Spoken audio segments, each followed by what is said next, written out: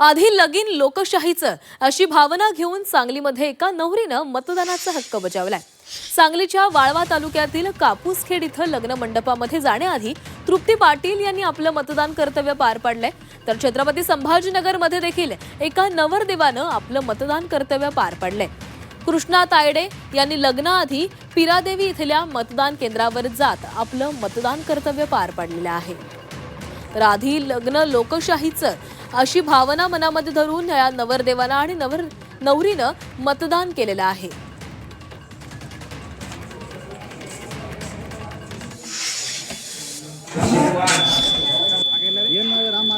भारी मोबाईल आहे ना दोन नंबर तिकडे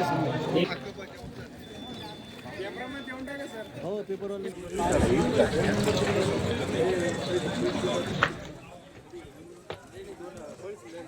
तर लग्नाआधी मतदान कर्तव्य या दोघांनीही पार पडलेलं आहे। लग्न मंडपात जाण्याआधी दोघांनीही आपला मतदानाचा हक्क बजावलेला आहे।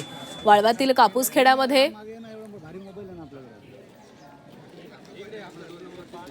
दोन नंबर तिकडे तर वाळव्यामध्ये या नवरीनं आपला मतदानाचा हक्क बजावलेला आहे। तर छत्रपती संभाजीनगरमध्ये नवरदेवानं मतदान केलेलं आहे।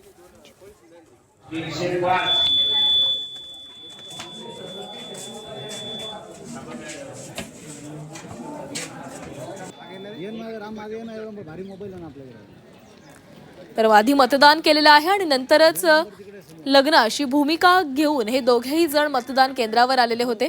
वाळव्यातील कापूसखेड्यामध्ये या नवरीनं मतदान केलेलं आहे। तर पिसादेवी मतदान केंद्रावर या नवरदेवानं मतदानाचा हक्क बजावलेला आहे।